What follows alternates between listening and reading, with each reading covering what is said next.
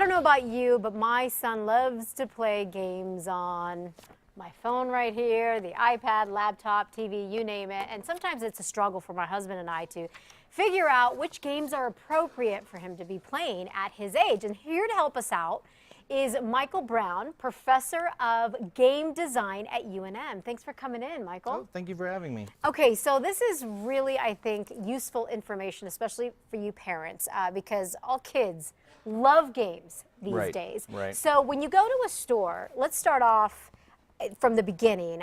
What's the first thing we should be looking at when it comes to choosing a game? Well, as parents, one thing you'll be looking at is what's called the ESRB rating system.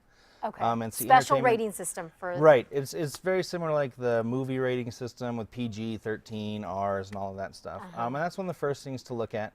And I have a couple here. Like, if you look, usually it's always on the bottom corner. On of the a bottom game. corner. Okay. Like that one. What is that one rated? This is an E10. An E10. What does that mean? An E10 means it's pretty much okay for everybody. Usually recommended about 10 and over, just because they're generally a little bit more like violence or some crude humor in there. And again, by violence, it's very much like you might be fighting robots or something like that. There's generally no blood or anything like that. Gotcha. But E is for everybody? E is for everybody. Okay. And that's like with a racing game, usually you'll just see the E is for everybody, which is just an E. There's no number There's there, no right? number there, Okay. and that's pretty appropriate for everybody. And also what's really handy is on the back, they'll always put why it has the rating.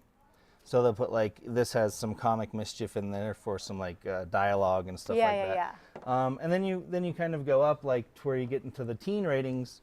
T for teen? T for teen, yeah, and usually that's recommended for 13 and over.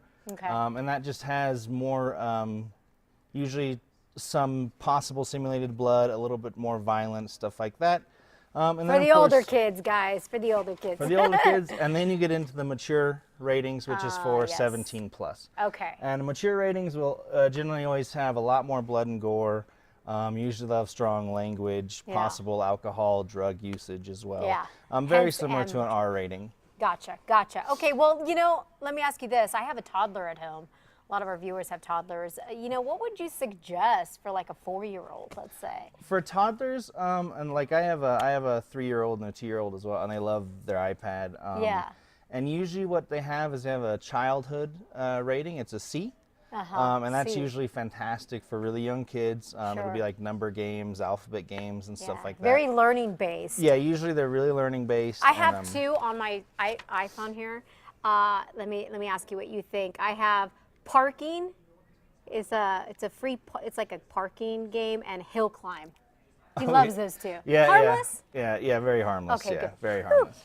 And then again, the rating system is usually just a guide. It's kind of up to the parent to decide what's best for their children, what they'll allow and what they won't allow. Yeah, it's a guideline. I'm glad you pointed out because at the end of the day, it's going to be really up to you. Yeah, it's up to the parent to decide what's appropriate. Okay, real quick, and what you do is kind of unique. You brought this game design program to UNM.